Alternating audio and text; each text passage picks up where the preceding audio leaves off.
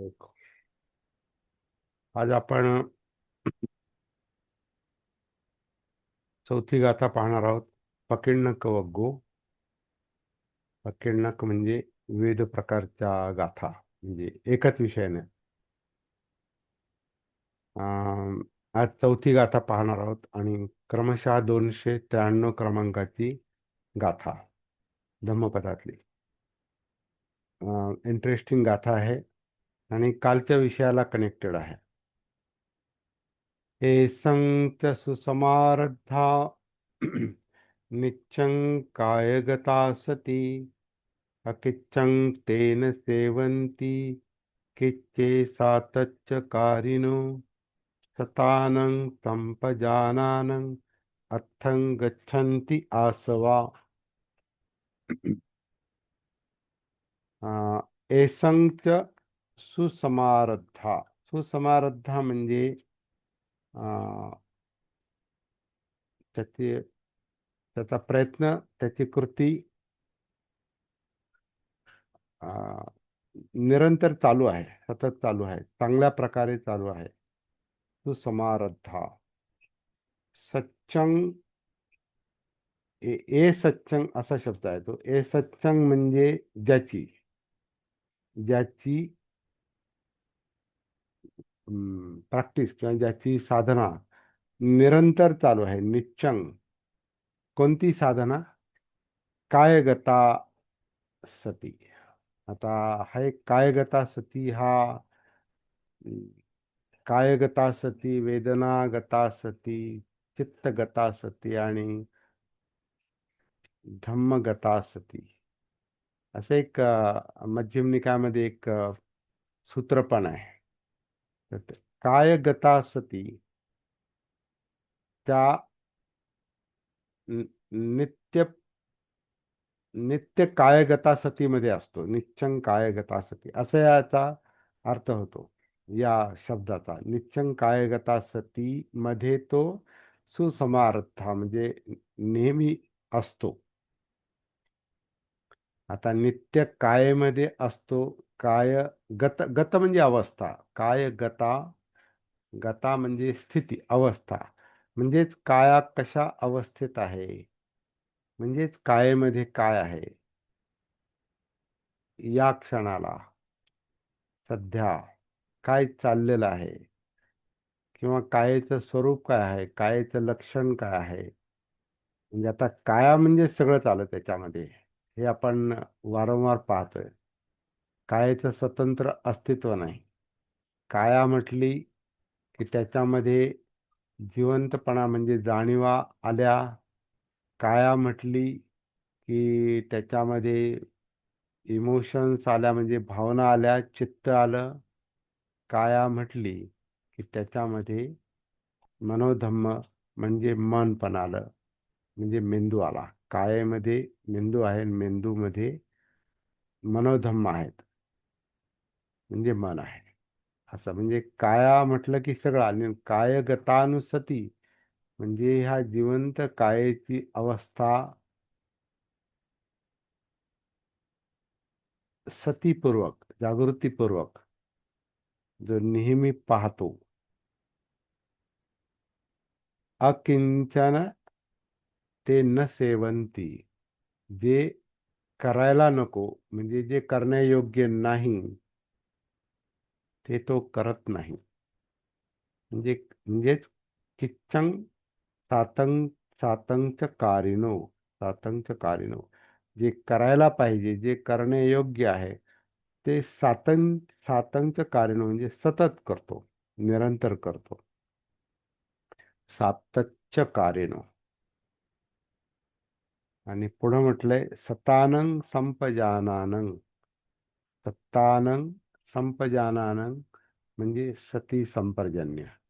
हा अत्यंत महत्वाचा संदेश आहे. सती संपर्जन्य असं म्हणतात की बुद्धांनी अंतिम जाण्याच्या महापरिनिर्वाणाच्या आधीच्या क्षणामध्ये हे शब्द उच्चारले होते की जागृतीपूर्वक प्रयत्नशील राहा किंवा सती संप्रजन्य. तर सती म्हणजे जागृती आहे. सतानंग म्हणजे जो सतीमध्ये असतो तो सतानंग, सतमध्ये आहे, म्हणजे वास्तवात जगतोय तो.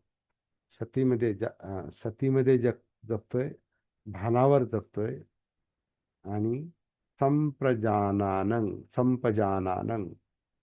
तो संपजानं हा एक शब्द सं म्हणजे सह विथ असा आपण बराच वेळा पाहिलेला आहे. संस्कार, संखार, त्याच्यातला जो तसा हा प्रजन्य.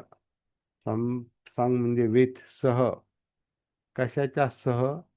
प्रजन्य म्हणजे या क्षणामध्ये जे जे प्रजनन म्हणजे उत्पन्न होते आणि लयात जात आहे. जे उत्पन्न होते,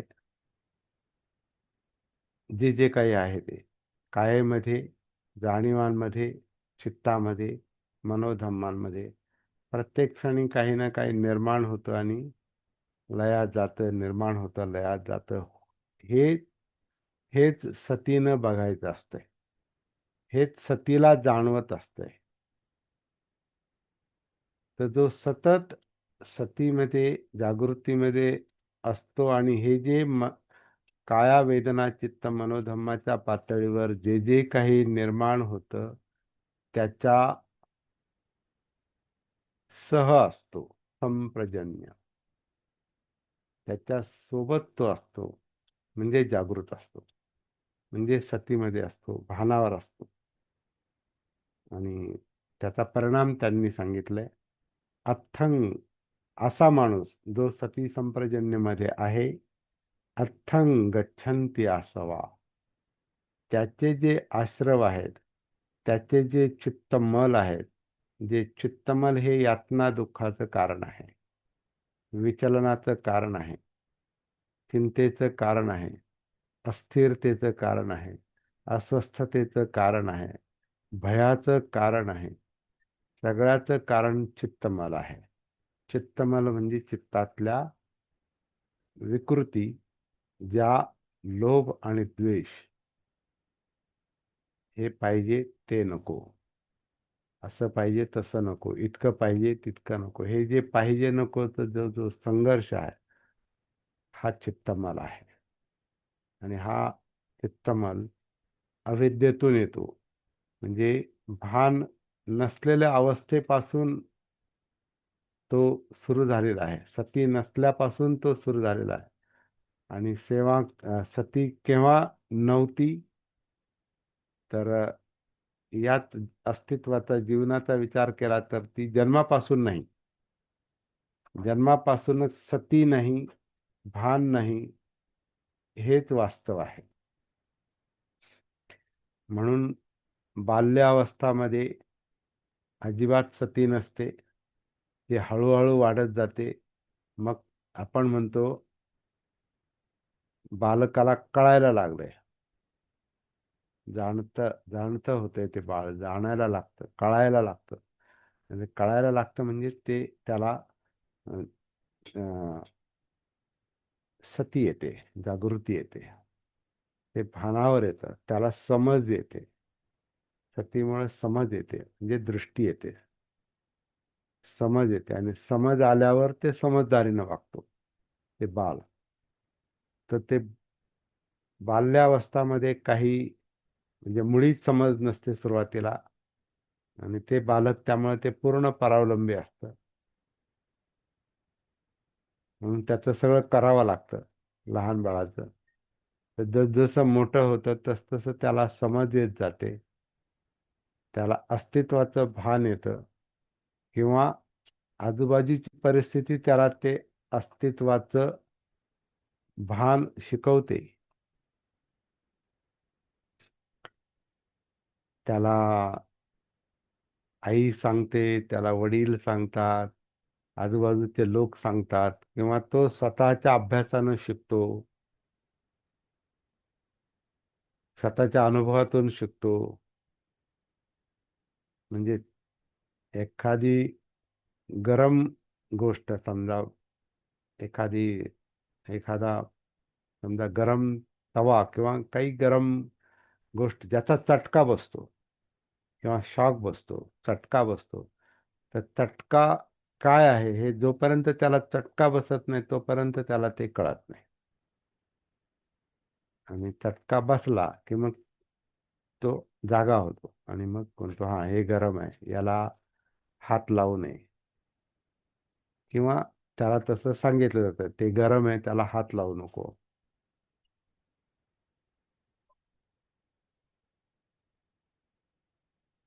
अरे, एक मृत्यूची बातमी आहे. हा भाऊसाहेब आत्ताच वाचलं, मी मेसेज वाचला. हा हा. Okay okay okay okay okay okay. हा सत्र चालू आहे त्यामुळे मी आता थांबतो. हा. एक नात्यातली बाई वारली.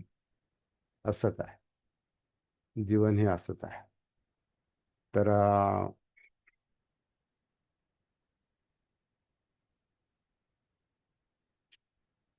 जोपर्यंत चटका बसत नाही तोपर्यंत त्याला भान येत नाही. म्हणजे दुःखाचं भान आलं की माणूस जागा होतो, असा त्याचा अर्थ आहे. तर ही जाग हळूहळू येते. थोडं मग बालक ते तरुण झालं की मग त्याला आणखीन समजतं, आणखीन मोठं झाल्यावर समजतं. मग नंतर जेवढं भान येतं, जेवढी जागृती वाढते, तेवढीच माणसामध्ये समज येते. म्हणजे जेवढी सती वाढते तेवढी त्याला समज येते. तो जेवढा कॉन्शियस होतो, आता कॉन्शियस म्हणजे भान येणं आहे. जसं पेशंट कॉन्शियस आहे, अनकॉन्शियस आहे आपण म्हणतो ना, तसंच माणूस हा जोपर्यंत अनकॉन्शियस असतो, अजागृत असतो, तो पेशंट सारखाच असतो. आणि पेशंट म्हणजे दुखणं. म्हणजे माणसाला दुखणं का असते? कारण तो जागृत नसतोय, कारण तो अनकॉन्शियस असतो, भानावर नसतो. आता हे तो मुद्दाम करत नाही. हे अस्तित्वाचं स्वरूपच असं आहे, जीवनाचं स्वरूपच असं आहे. हे असंच असतंय. पण एक आशादायक परिस्थिती अशी असते माणसासाठी, इतर प्राण्यांसाठी नाही. मनुष्य हा मनुष्य त्याच्यामुळेच असतो कारण त्याच्यामध्ये सती जागृतीचा गुणधर्म असतो. सती जागृतीचा गुणधर्म नसता, भानावर येण्याचा गुणधर्म नसता, अनकॉन्शियस अवस्था कॉन्शियस मध्ये येण्याची जर येण्याचं लक्षण जर चित्तामध्ये नसतं, तर माणूस हा माणूस नसता, माणूस विचार करू शकला नसता. विचार करणं हे, जेवढा तो विचार करतो किंवा त्याच्यात विचार येतात नॅचरली, तेवढं त्याला ती समज आहे, कळतं, असं त्याचा अर्थ आहे. परंतु सती जागृती हा आणखीन विचार प्रक्रियेला अजून प्रगल्भ करते. म्हणजे प्रगत बनवते विचार प्रक्रियेला. भान आलं की माणूस जो नुसता विचार करतो तो जागृतीपूर्वक विचार करतो, म्हणजे त्याची समज वाढते. नुसता विचार येणं हे मनाचं एक कार्य आहे. कारण मन जे पाहतं, म्हणजे डोळ्यातून जे पाहतं, ऐकतं, गंधतं, स्पर्श, डोळे, कान, नाक, जीभ, त्वचा, ह्या पाच इंद्रियातून मनात म्हणजे मेंदूमध्ये जे काही मेसेज येतात, त्याचं एक प्रकारे डोळ्यातून मेंदूपर्यंत, कानातून मेंदूपर्यंत, नाकातून मेंदूपर्यंत, जिभेचं मेंदूपर्यंत आणि संपूर्ण कायचं मेंदूपर्यंत एक कनेक्शन असतंय. कनेक्शन असतंय, वायरिंग असते, वायरिंग एक प्रकार. त्या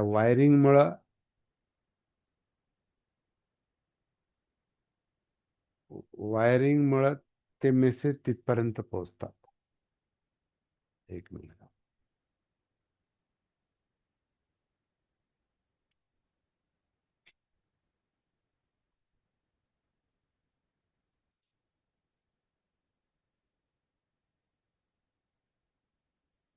आज जरा अंधुक दिसतोय ना कॅमेरा, त्याच्यामुळे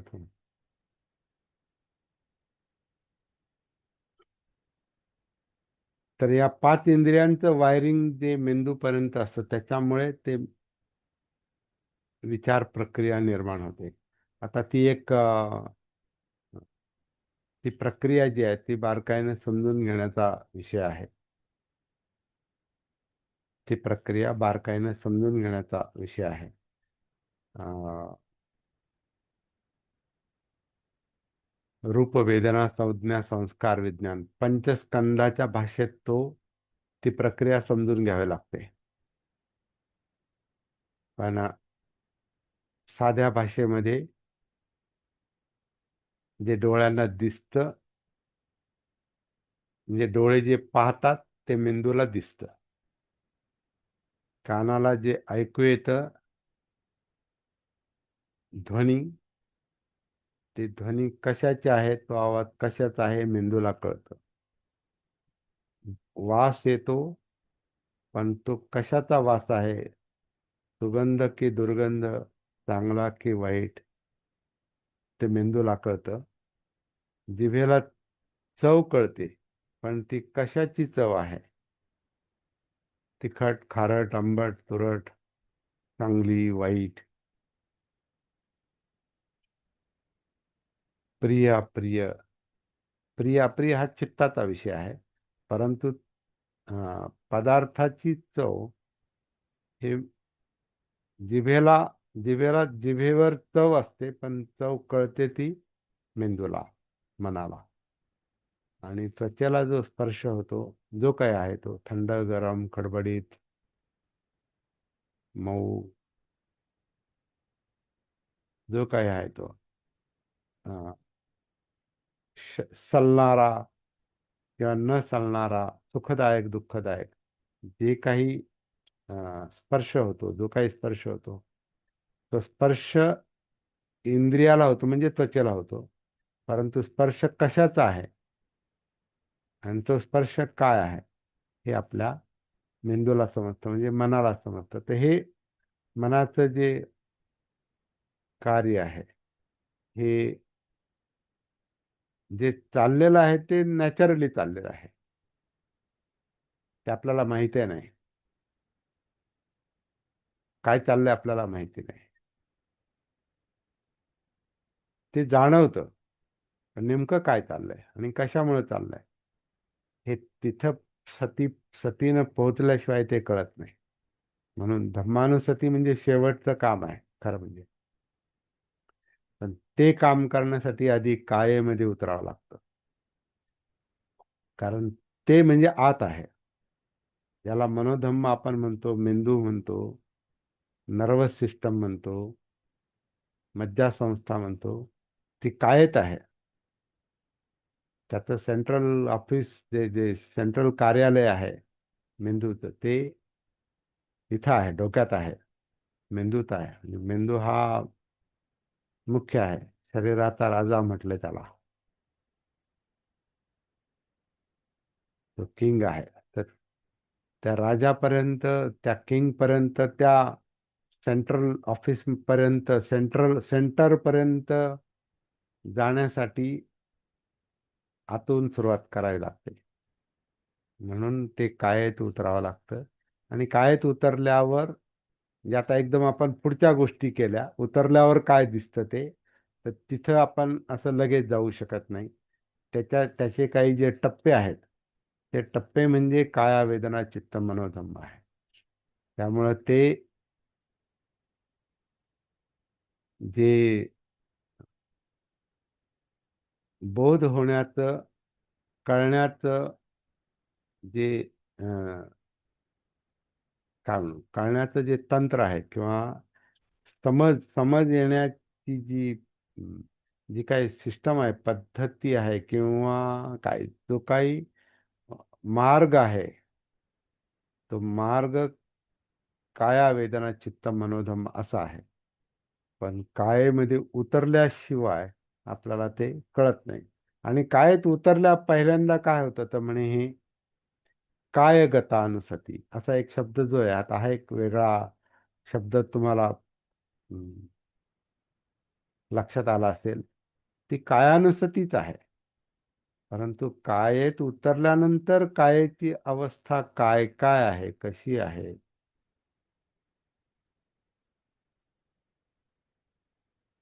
हे जाणवण्याचं काम म्हणजे कायगतानुसती. कायेची अवस्था लक्षात येणे, जाणवणे, त्याचं भान येणे. तर हे भान आल्यानंतर काय होतं ते या गाथेमध्ये सांगितलेलं आहे.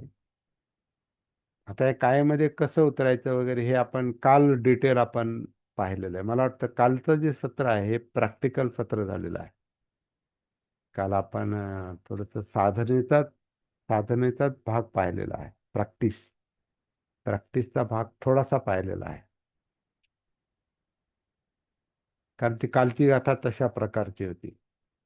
आजची गाथा त्याच्याशीच कनेक्टेड आहे की चित्तमल जर आपल्याला समजून घ्यायचे असतील आणि चित्तमलाचा जर अस्त व्हायचा असेल, अथ्थं गच्छन्ति आसवा, म्हणजे आश्रव चित्तमलाचं जर त्याचा जर अस्त व्हायचा असेल, ते जर कमी कमी होऊन ते जर नष्ट व्हायचे असेल, म्हणजे दुःखमुक्ती पाहिजे असेल, दुःखमुक्ती व्हायची, कारण हे आश्रव चित्तमल दुःख यातना निर्माण करतात.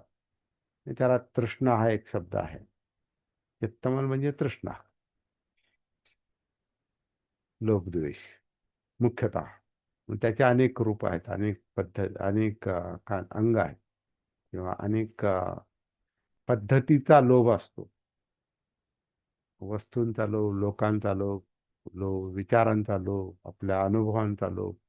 लोभ म्हणजे ज्याच्यात चित्त अडकलेलं असतं, ते पाहिजे पाहिजे म्हणतं ते.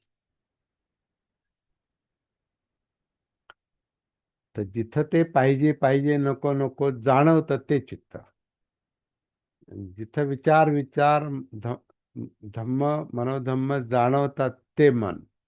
म्हणजे मन दाखवता येत नाही, चित्त दाखवता येत नाही, पण त्याच्यात काय चाललेलं आहे त्याचा अनुभव आला की त्याच्यावरून समजायचं, हा हे चित्त आहे, हे मन आहे. कायेचं भान, अंतर्भान जर आलं, हा समजायचं ही काया आहे. कायेमध्ये ज्या ज्या ज्या काही जाणीवा जाणवतात त्या जाणीवांवरून समजायचं, हा या वेदना आहेत, या सुखद वेदना आहेत, दुःखद वेदना आहेत, वगैरे वगैरे वगैरे. तर अभ्यास जो आपल्याला करायचा असतो तो शब्दांचा नसतोय करायचा. अनुभव जो घ्यायचा असतोय तो शब्दांचा अनुभव नाहीत. शब्दांमध्ये किंवा ते शब्द काय सांगतात, काया हा शब्द काय सांगतो, वेदना हा शब्द काय सांगतो, चित्त हा शब्द काय सांगतो, मन मनोधम्म मेंदू हे काय सांगतात, ते शब्द काय सांगतात, ते शब्द म्हणजे अनुभव आहेत. आणि त्या अनुभव ते अनुभव जे आहेत ते सतीनं येतात. ते त्याचं भान आल्यावर, त्याच्याशी कनेक्ट झाल्यावर ते अनुभव येतात. तर त्या अनुभवातून मग आपण ते समजून घेतो का हे हे आहे. म्हणजे ही काया आहे, ही वेदना आहे, हे चित्त आहे, हे विचार प्रक्रिया आहेत, मनोधम्म आहे. हे हे डोळ्याचं आहे, हे डोळे आहेत, हे डोळ्याचं काम आहे, हे कान आहे, हे कानाचं काम आहे. हे आपल्याला जाणवतं. ह्या जाणीवा वेदनांमुळं, त्याच्या अनुभवामुळं त्याचं अस्तित्व लक्षात येतं. आपलं असणं, आपलं अस्तित्व, आपण काल अस्तित्वावर बरीच चर्चा केली. आपलं अस्तित्व आहे हे आपल्याला कशावरून जाणवतं?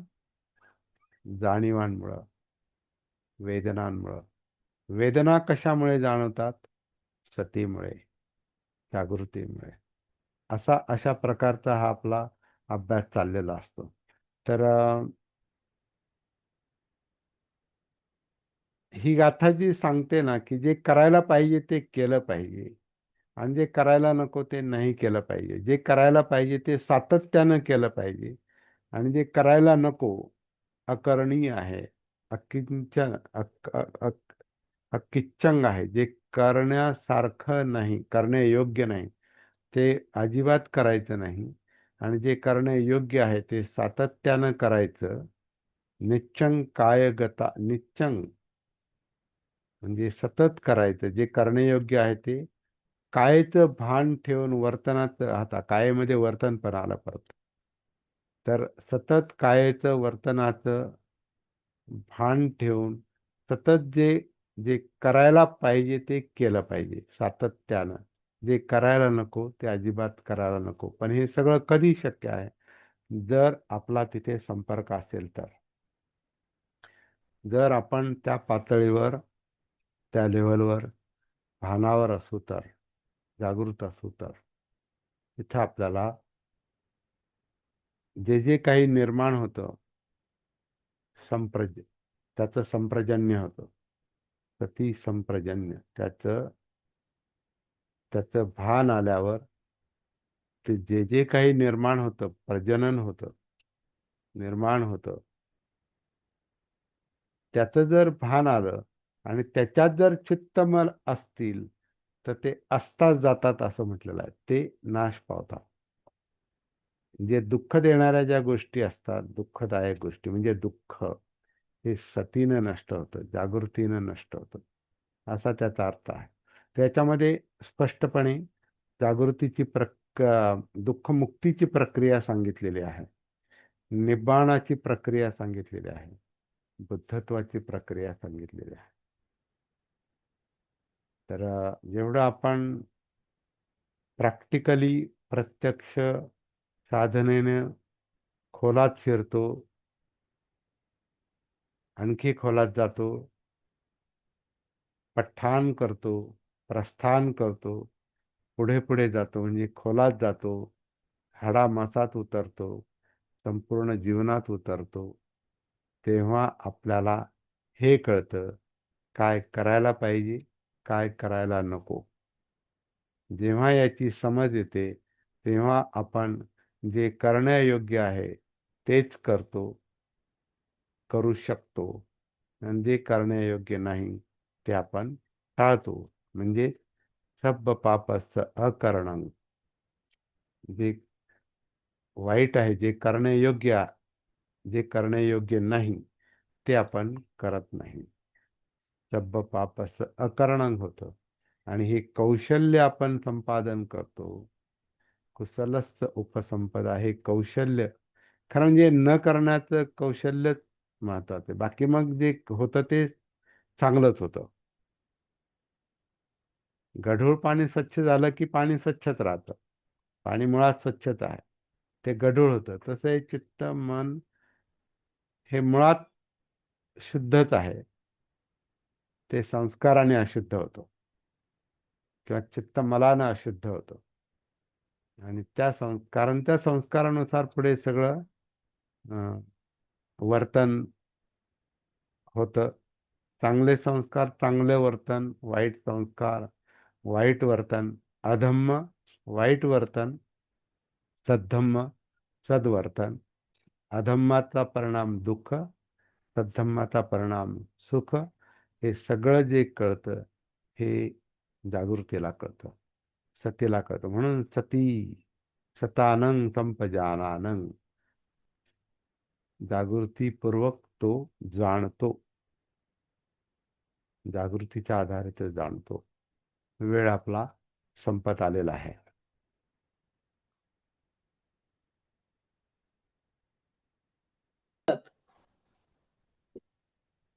परत बोला. आपल्याला जेव्हा जाणीव होतात त्यावेळेला आपण वेदनानुसतीमध्ये आहे समजायचं. आणि हो. ज्या वेळेला आपल्याला त्या जाणीवामुळं हे नको ते नको असं वाटतं, त्यावेळेला आपण चित्त समजायचं. चित्तानुसतीमध्ये आहेत असं हे समजायचं. चित्त, हा ते चित्त आहे. बरोबर. चित्त दाखवण्याची गोष्ट नाही. चित्तात काय होते त्याच्यातून समजायचं, हा इथं चित्त आहे. हेच कुठल्या लेवलला गेल्यावर काय होतं हा ते त्याच्यावरती हा अवलंबून आहे. तेव्हा त्याचा बोध होतो. ती बोधी, त्याचा बोध होतो. हे आपण कुठपर्यंत गेलो हे तरी आपल्याला समजतं. हे कळतं आपल्याला. बरोबर.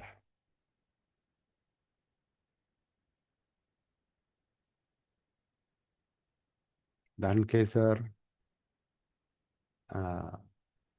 वेळ वेळ थोडा असतो त्यामुळे असेल मनात तर लगेच बोलायचं. आज जरा एक मिनिट हा.